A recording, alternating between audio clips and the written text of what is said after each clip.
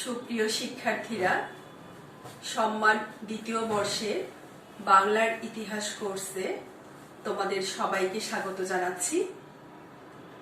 আশা করি সবাই সুস্থ আছো এবং ভালো আছো। প্রিয় শিক্ষার্থীরা, আজ আমরা আলোচনা করব সুলতান শামসুদ্দিন ফিরোজ শাহ সম্পর্কে। সুলতান শামসুদ্দিন ফিরোজ শাহ সুলতান রুকনুদ্দিন কায়কাউসের পর লখনৌতির সিংহাসন আরোহণ করেন। শিলালিপি এবং মুদ্রা প্রমাণ থেকে জানা যায় যে তিনি 1301 খ্রিস্টাব্দ থেকে 1322 খ্রিস্টাব্দ পর্যন্ত রাজত্ব করেছিলেন। লখনৌতি ও সোনারগাঁ টাকশাল হতে এই সময়ে তার অনেক মুদ্রা উৎকীর্ণ হয়েছিল। শামসুদ্দিন ফিরোজ শাহের রাজত্বকালে 4টি শিলালিপি পাওয়া গেছে। এসব মুদ্রা এবং শিলালিপিতে শামসুদ্দিন ফিরোজ শাহ এর নাম এবং উচ্চ উপাধি পাওয়া যায়। তবে কোনো মুদ্রায় বা শিলালিপিতে তার পিতার নামের উল্লেখ নেই। এমনকি তার মুদ্রা এবং শিলালিপিতে এই কথাও উল্লেখ নেই যে তিনি কোনো সুলতানের পুত্র ছিলেন। প্রিয় শিক্ষার্থীরা, আমরা শামসুদ্দিন ফিরোজ শাহর বংশ পরিচয় সম্পর্কে এবার একটু জানব। সুলতান শামসুদ্দিন ফিরোজ শাহর যে বংশ পরিচয় নিয়ে আধুনিক কালের ঐতিহাসিকদের মধ্যে মতভেদ রয়েছে।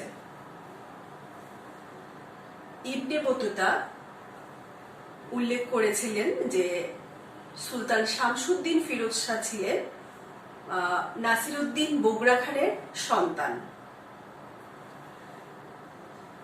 কিন্তু পরবর্তী সময়ে ইবনে বতুতার অনেক তথ্য বা অনেক লিখিত বিবরণ ভুল প্রমাণিত হয়েছে।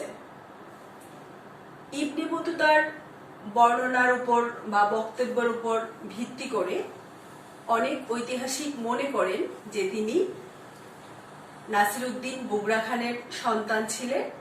সেই সূত্রে তিনি বলবনী বংশের ছিলেন। কিন্তু অন্যান্য যে তথ্য উপাত্ত আছে সেগুলো বিশ্লেষণ করলে দেখা যায় যে শুধুমাত্র ইবনে বতুতার বিবরণের উপর ভিত্তি করে সুলতান শামসুদ্দিন ফিরোজ শাহকে বলবনী বংশের শাসক বলা যুক্তিসঙ্গত নয়। কেননা সমকালীন যে ছিল আমির খসরু, তিনি তার গ্রন্থে নাসিরউদ্দিন বুগরা খানের 2 জন পুত্রের কথা উল্লেখ করেছিলেন। একজন কায়কুবাদ আর একজন হচ্ছে রুকনুদ্দিন কায়কাউস। কায়কুবাদ গিয়াসউদ্দিন বলবনের পর দিল্লির সিংহাসনে আরোহণ করেছিল, আর রুকনুদ্দিন কায়কাউস বুগরা খানের মৃত্যুর পর লখনৌতি তথা বাংলার শাসন কার্য পরিচালনা করেছিলেন। আমির খসরু শামসুদ্দিন ফিরোজের নাম উল্লেখ করেননি। মুদ্রা প্রমাণে আমরা দেখি যে শামসুদ্দিন ফিরোজ শাহ তার কোনো মুদ্রা বা লিপিতে কোথাও উল্লেখ করেননি যে তার পিতা একজন সুলতান ছিলেন। কিন্তু কায়কাউসের যে মুদ্রা, কায়কাউসের মুদ্রায় রুকনুদ্দিন কায়কাউস নিজেকে সুলতানের পুত্র বলে উল্লেখ করেছেন। আবার শামসুদ্দিন ফিরোজ শাহের যে পুত্রগণ ছিল তারাও কিন্তু তাদের মুদ্রায় নিজেদেরকে সুলতানের পুত্র বলে উল্লেখ করেছিলেন। তাহলে স্বভাবতই আমরা বলতে পারি যে শামসুদ্দিন ফিরোজ শাহ যদি সুলতানের পুত্র হতেন তাহলে মুদ্রায় এর উল্লেখ থাকাটা স্বাভাবিক ছিল।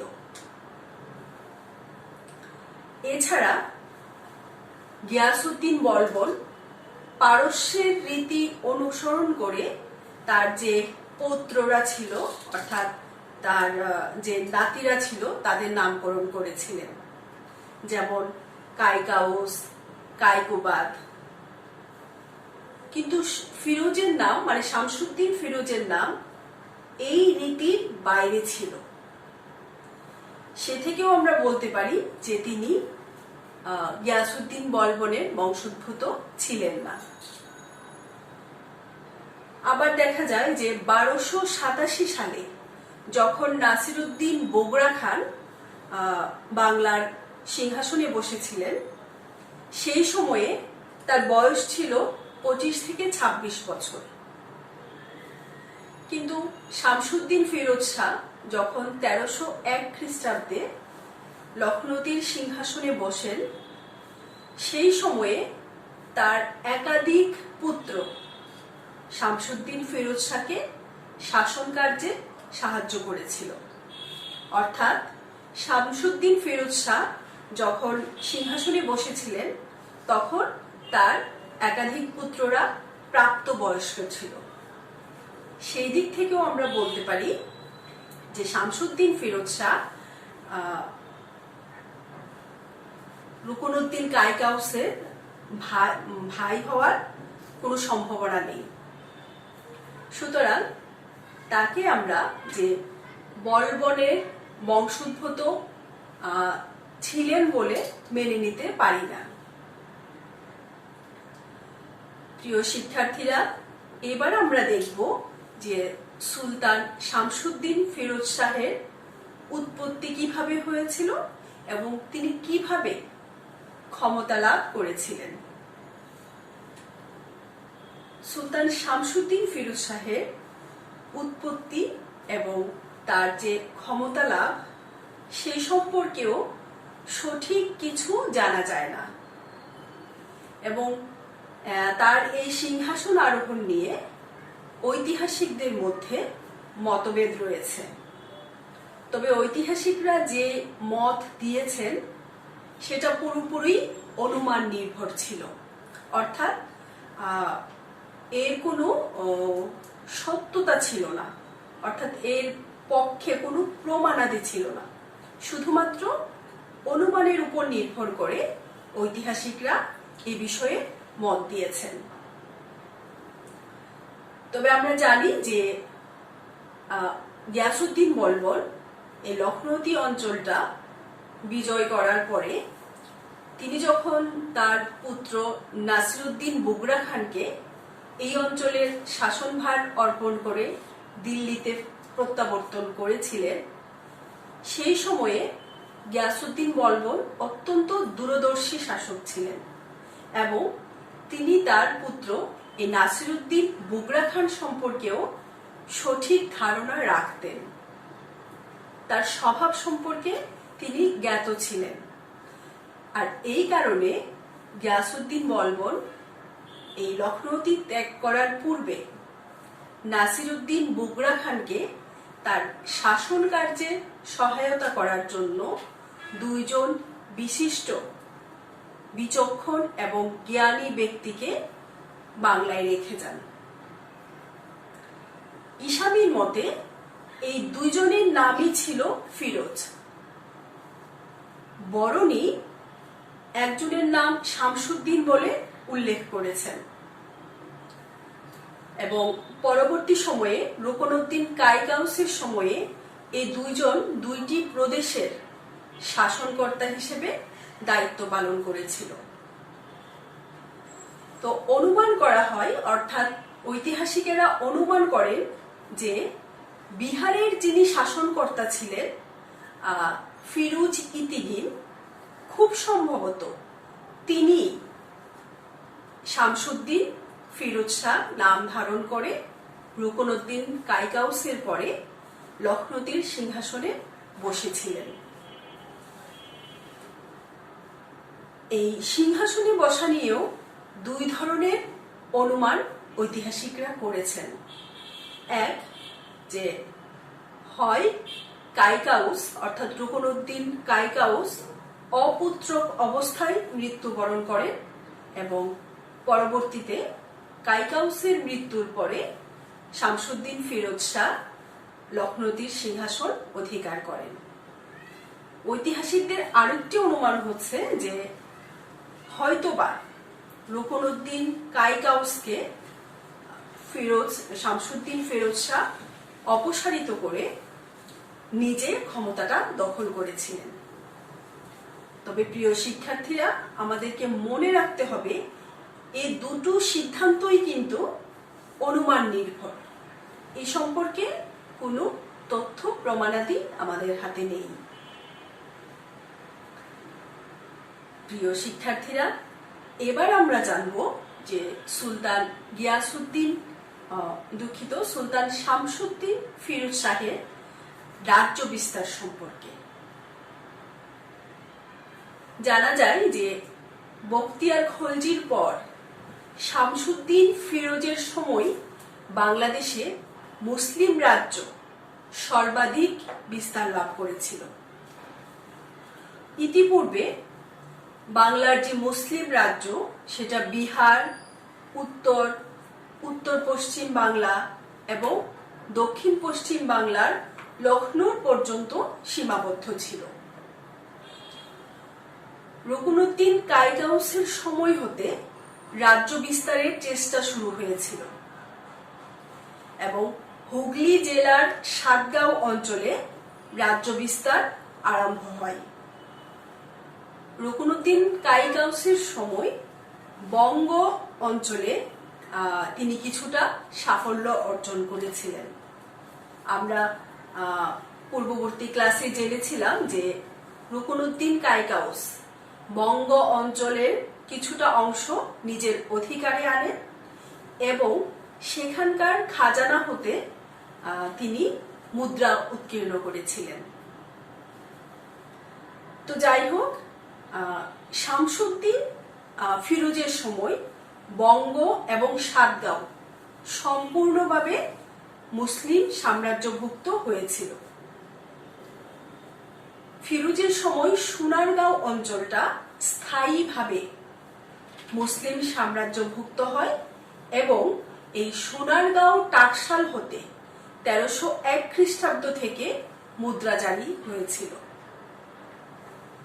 এছাড়াও ফিরোজের সময় অর্থাৎ শামসুদ্দিন ফিরোজ শাহের সময় ময়মনসিংহ অঞ্চল এবং সিলেট অঞ্চল মুসলমানদের অধিকারে আসে। তাহলে এক কথায় আমরা বলতে পারি যে প্রত্যন্ত এলাকা ছাড়া প্রায় সমগ্র বাংলাদেশ সুলতান শামসুদ্দিন ফিরোজের সময় মুসলমানদের অধিকারে আসে। প্রিয় শিক্ষার্থীরা, আমরা এবার শামসুদ্দিন ফিরোজ শাহের যে রাজ্য বিজয়গুলো ছিল আমরা একটু সে সম্পর্কে জানব। প্রথমেই আসি যে সাতগাঁও বিজয়। সুস্পষ্ট এই সাতগাঁও বিজয় সম্পর্কে সুস্পষ্ট ইতিহাস পুনরুদ্ধার করা কষ্টসাধ্য। তবে রুকনউদ্দিন কাইকাউসের উৎকীর্ণ লিপি থেকে জানা যায় যে জাফর খান নামক এক শাসনকর্তা সাতগাঁওয়ে একটি মাদ্রাসা নির্মাণ করেছিলেন। ফিরোজের রাজত্বকালে অর্থাৎ 1313 খ্রিস্টাব্দে উৎকীর্ণ এক শিলালিপি থেকে জানা যায় যে জাফর খান কর্তৃক দার উল খাইরাত নামক মাদ্রাসা তৈরির উল্লেখ তিনি তার লিপিতে করেছেন। জাফর খানের যে দরগা আছে সে দরগার যে খাদেম, ওই খাদেমের কাছে প্রাপ্ত যে কুরসিনামা ছিল সেই কুরসিনামায় এক জাফর খান গাজীর নাম উল্লেখ আছে। যিনি মানে সেখানে বলা হয়েছে যে তিনি হিন্দুদের বিরুদ্ধে যুদ্ধ করেছিলেন। এই সাতগাঁও বিজয়ের সাথে শাহ শফিউদ্দিন নামক একজন সুফির উল্লেখ আছে। তো কথিত আছে যে শাহ সুফি মানে সুফিউদ্দিন সুফি তিনি ছিলেন শামসুদ্দিন ফিরোজ শাহের শ্যালক। খুব সম্ভবত তিনি এই অঞ্চলে অর্থাৎ বাংলাদেশে ইসলাম প্রচার করতে এসেছিলেন এবং ইসলাম প্রচার করতে গিয়ে তিনি বাধার সম্মুখীন হয়েছিলেন।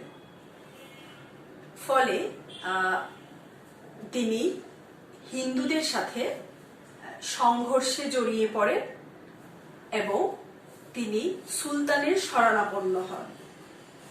তখন এই সুলতান শামসুদ্দিন ফিরোজ শাহের নির্দেশে জাফর খান তার সাহায্যে এগিয়ে আসেন এবং এইভাবে এই সাতগাঁও অঞ্চলটা তারা দুজনে মিলে মুসলিম সাম্রাজ্যভুক্ত করতে সক্ষম হয়েছিলেন। আরো জানা যায় যে শামসুদ্দিন দুঃখিত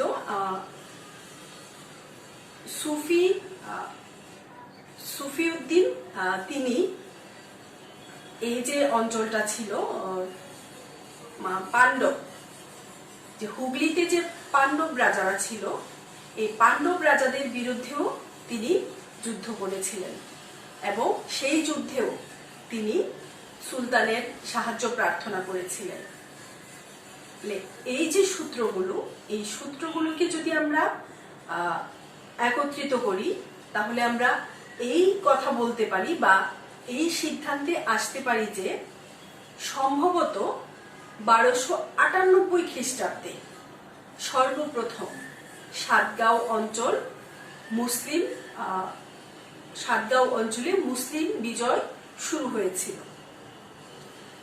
জাফর খান নামক যে একজন সেনাপতি তিনি এই অভিযানে নেতৃত্ব দিয়েছিলেন এবং তিনি কিছুটা সাফল্য লাভ করেছিলেন এবং কিছু অঞ্চল সাতগাঁওয়ের কিছু অঞ্চল মুসলিম সাম্রাজ্যভুক্ত করার পর তিনি হয়তোবা সেখানে একটি মাদ্রাসা নির্মাণ করেছিলেন।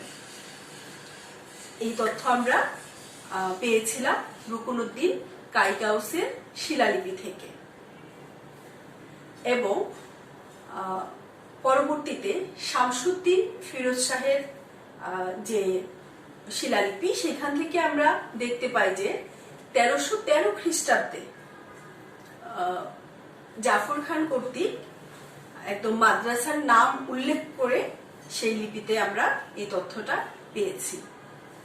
তাহলে আমরা বলতে পারি যে এই সাতগাঁও বিজয়টা শুরু হয়েছিল রুকনুদ্দিন কাইকাউসের সময় 1298 খ্রিস্টাব্দে আর এই সাতগাঁও সম্পূর্ণ বিজিত হয়েছিল 1313 খ্রিস্টাব্দে। তো উভয় তথ্য বিশ্লেষণ করে এই কথা নিঃসন্দেহে বলা যায় যে এই যে সাতগাঁও অঞ্চল মুসলিম সাম্রাজ্যভুক্ত হয়েছিল এর পেছনে মূল ভূমিকা পালন করেছিল এই জাফর খান এবং এই জাফর খানকে সাহায্য করেছিলেন শফিউদ্দিন সুফি, যিনি আসলে এসেছিলেন ইসলাম ধর্ম প্রচার করতে গিয়ে তিনি হিন্দুদের সাথে সংঘর্ষে জড়িয়ে পড়েন এবং তিনি সুলতানের সাহায্য প্রার্থনা করেন। তখন সুলতানের নির্দেশে জাফর খান তাকে সাহায্য করার জন্য এগিয়ে আসেন। এইভাবে তারা সমগ্র সাতগাঁও অঞ্চল মুসলিম সাম্রাজ্যভুক্ত করতে সক্ষম হয়েছিলেন। বাংলার অনেক সুফির মতো তিনিও অর্থাৎ জাফর খানও প্রথমে সমন্বয়ক হিসেবে রাজ্য জয় করেন এবং পরবর্তীতে লোকস্মৃতিতে অর্থাৎ মানুষের মনে তিনি দরবেশ হিসেবে স্থান লাভ করেছিলেন এবং দরবেশ হিসেবে তিনি খ্যাতি অর্জন করেছিলেন। এই সাতগাঁও বিজয়ের পর শামসুদ্দিন ফিরোজ শাহের সময় ময়মনসিংহ অঞ্চলও মুসলিম অধিকারে চলে এসেছিল। তবে সিলেট আক্রমণের পূর্বে এই ময়মনসিংহ অঞ্চল মুসলিম সাম্রাজ্যভুক্ত হয়েছিল। তবে ময়মনসিংহ অঞ্চলের মুসলিম সাম্রাজ্যভুক্ত হওয়ার বিস্তারিত কোনো বিবরণ আমরা পাইনি। শুধুমাত্র যে শামসুদ্দিন ফিরোজ শাহের যে পুত্র ছিল গিয়াসউদ্দিন বাহাদুর, এই গিয়াসউদ্দিন বাহাদুর তিনি গিয়াসপুর টাকশাল থেকে মুদ্রা উৎকীর্ণ করেন। তো এই যে গিয়াসপুর টাকশাল, এই গিয়াসপুর টাকশালকে যে স্থানে বা যে গ্রামে অবস্থিত সেটি ময়মনসিংহ শহর থেকে 15 মাইল দূরবর্তী গিয়াসপুর গ্রাম যে ছিল তার সাথে অভিন্ন মনে করা হয়। অর্থাৎ ময়মনসিংহ শহরের থেকে 15 মাইল দূরে অবস্থিত গিয়াসপুর গ্রামকেই এই গিয়াসপুর টাকশালের সাথে অভিন্ন বলে মনে করা হয় এবং এ থেকেই ধরে নেওয়া হয় যে সাতগাঁওয়ের পরে ময়মনসিংহ অঞ্চল শামসুদ্দিন ফিরোজ শাহের সময়ে মুসলিম সাম্রাজ্যভুক্ত হয়েছিল।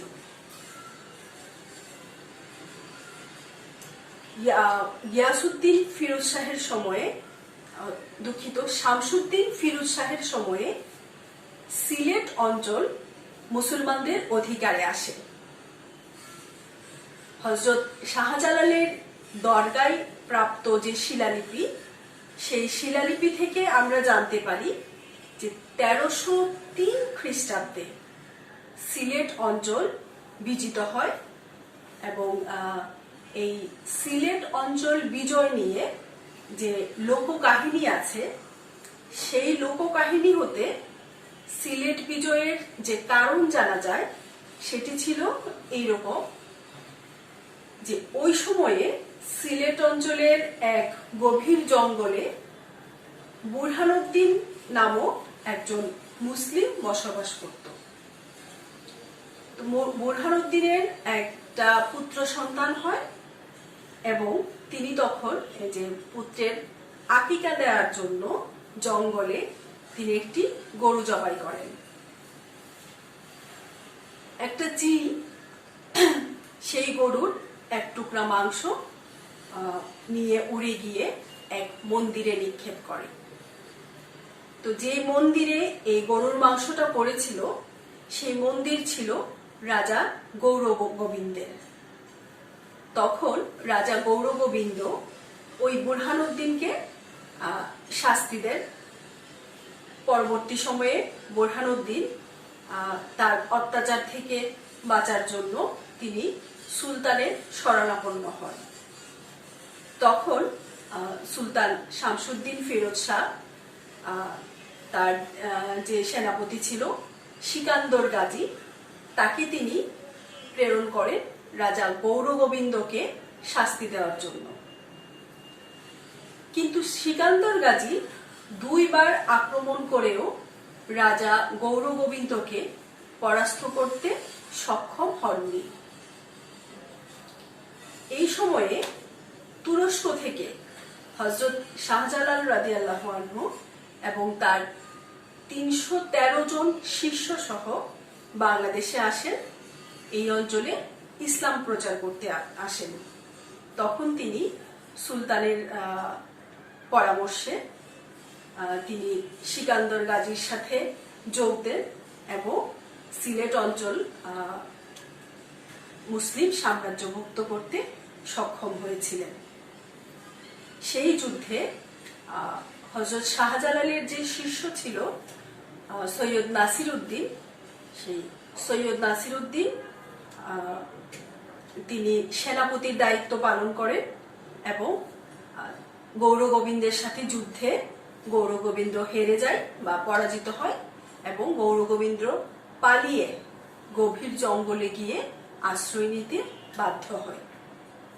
এইভাবে সিলেট অঞ্চল মুসলমানদের সাম্রাজ্যভুক্ত হয় এবং যতদিন হযরত শাহজালাল বেঁচে ছিলেন ততদিন তিনি ওই অঞ্চলেই ছিলেন। এই যে কাহিনী, অর্থাৎ বুরহানুদ্দিনের যে গরু জবাই করার কাহিনী, সেই কাহিনী কতটা সত্য সে সম্পর্কে আমাদের কোনো স্পষ্ট ধারণা নেই। তবে সাতগাঁও অঞ্চল, তারপর হচ্ছে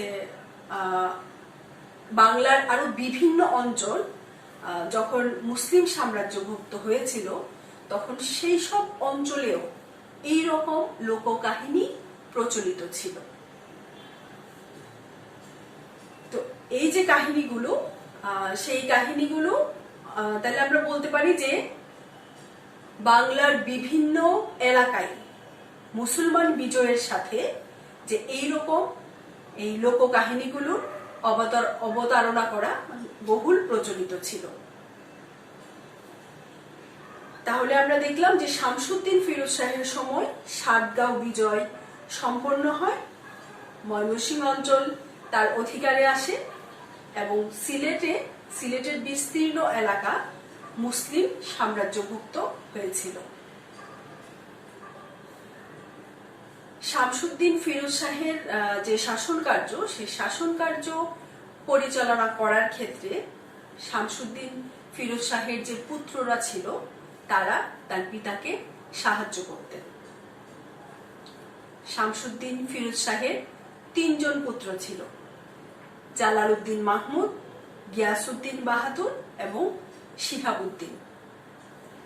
তার এই 3 জন পুত্রই লখনৌতির টাকশাল হতে মুদ্রা জারি করেছিলেন এবং পূর্ণ রাজকীয় উপাধি ব্যবহার করেছিলেন এবং এটা করা হয়েছিল শামসুদ্দিন ফিরোজ শাহ জীবিত থাকা অবস্থায়।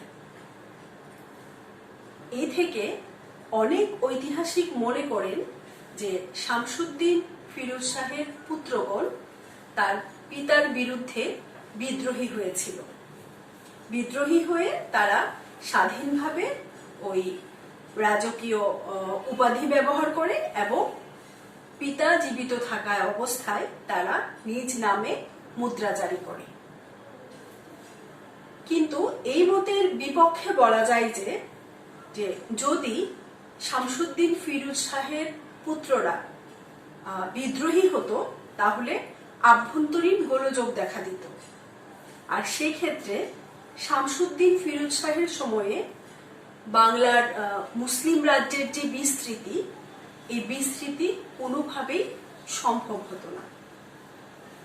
তাই বিভিন্ন যে সূত্র, সেই সূত্রগুলো বিশ্লেষণ করে এই মত বা এই সিদ্ধান্ত নেওয়া হয় যে শামসুদ্দিন ফিরোজ শাহের পুত্রগণ পিতাকে তার শাসন কার্যে সাহায্য করেছিলেন এবং তার পিতা কর্তৃক মুদ্রা প্রকাশের ক্ষমতাপ্রাপ্ত হয়েছিলেন। অর্থাৎ পিতার মানে শামসুদ্দিন ফিরোজ শাহের অনুমতি সাপেক্ষে তার পুত্রগণ নিজ নামে মুদ্রা প্রকাশ করেছিলেন।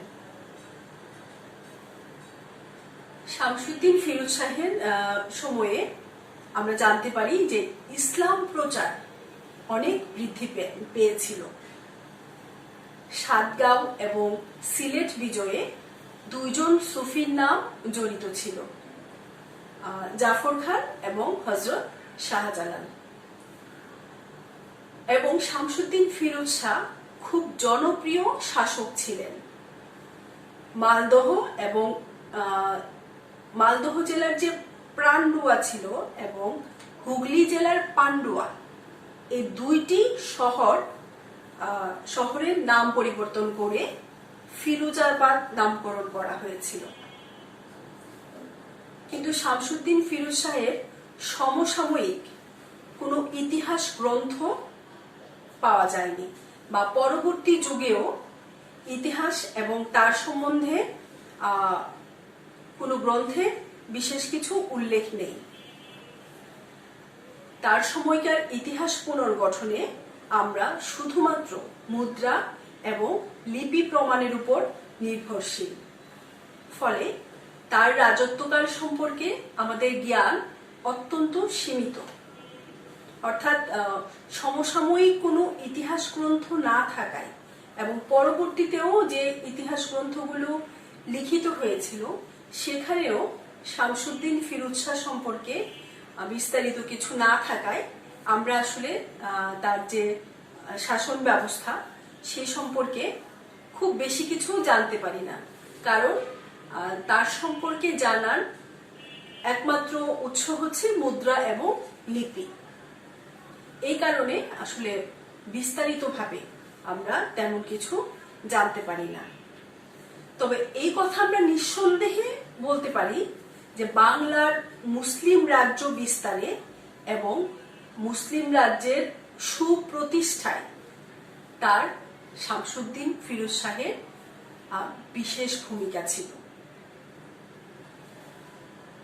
প্রিয় শিক্ষার্থীরা, তাহলে আজকে আমরা জানলাম যে শামসুদ্দিন ফিরোজ শাহ কিভাবে রুকনুদ্দিন কায়কাউসের পর লখনৌতির সিংহাসনে বসেছিলেন এবং তার সময়ে মুসলিম রাজ্যের যে সম্প্রসারণ সে সম্প্রসারণ সম্পর্কেও আজকে আমরা জানলাম।